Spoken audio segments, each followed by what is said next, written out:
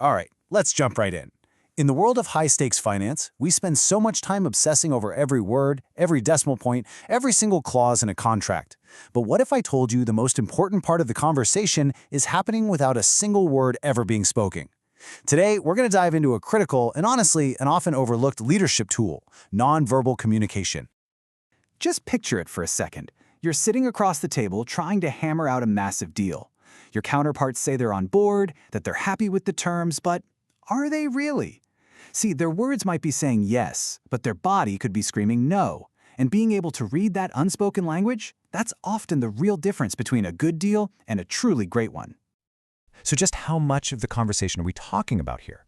Well, some researchers suggest that a staggering 80%, 80, of what we communicate is completely nonverbal. Think about that. That is a massive hidden channel of information flowing right under the surface in every single meeting. It's the silent majority in every conversation, and the most effective leaders, they know how to listen to it. And here's the kicker. It's not just about what people hear. It's all about what they feel. As researcher Martin Remlin puts it, these nonverbal signals have a bigger impact on how we're judged than our actual words do. I mean, let that sink in. Your posture, the tone of your voice, whether you hold eye contact, all of this is shaping how people see you before your key arguments even have a chance to land. Okay, so this all sounds pretty complex, right? How do we even begin to make sense of it? Well, the good news is we can break it all down into 3 basic codes that govern pretty much all nonverbal information. Let's start with the one we all think of first, the body code. So, the body code is, everything you do with your physical form. Thanks to pioneering research, we know that some facial expressions for core emotions, think happiness, anger, fear, they're basically universal, all around the globe. But this code also includes your posture. Are you leaning in, open and receptive, or are your arms crossed, creating a barrier?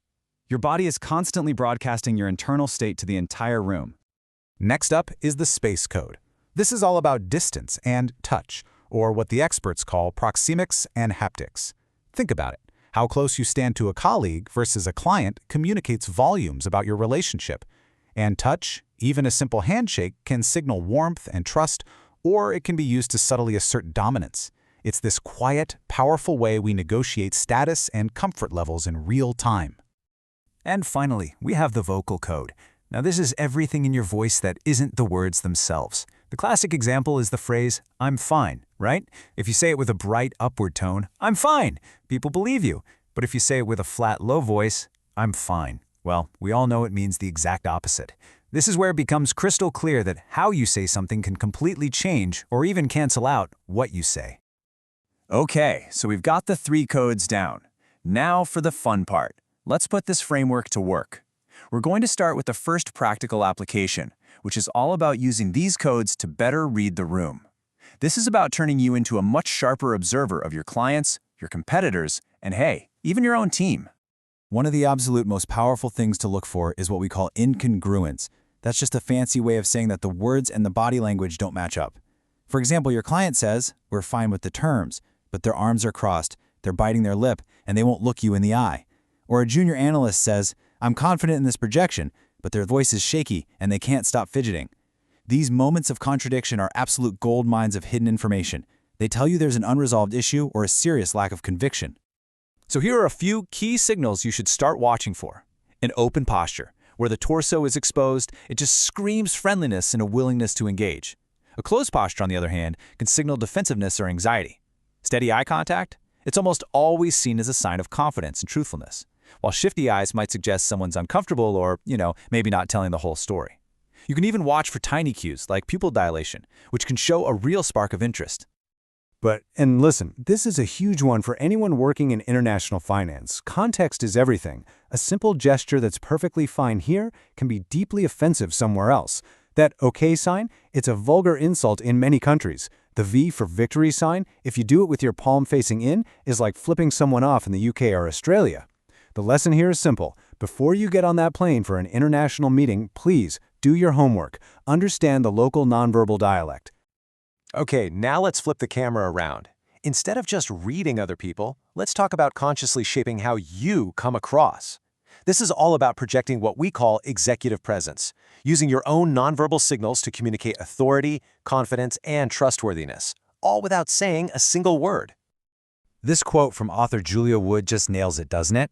The way we use space and touch is deeply connected to power and status. Now, this is not about being aggressive or getting in someone's face, not at all. It's about being comfortable and confident in the space you occupy. It sends this subtle but powerful signal that you belong at the head of the table.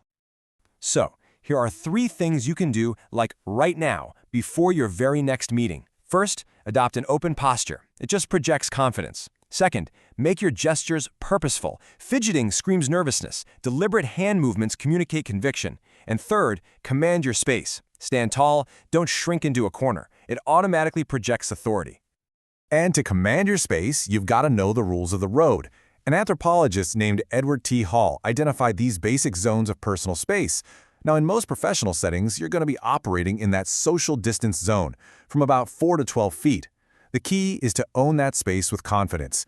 Don't hang back at the far edge, which can make you seem hesitant, but also don't invade someone's personal zone, because that can come across as aggressive. As we start to wrap this up, I want to leave you with this one core idea. You can't not communicate. It's impossible. From the second you walk into a room, your body is sending messages. You might be totally unaware of them, but I promise you, other people are reading them. So the only real choice you have is this. Are you going to actively control that message, or are you going to let it control you? So the next time you walk into that high-stakes meeting, I want you to ask yourself this question. You've prepared your pitch, you know your numbers backwards and forwards, and your words are crafted to close the deal. That's all great, but what story is your body telling? Because at the end of the day, that might be the story everyone in the room actually believes.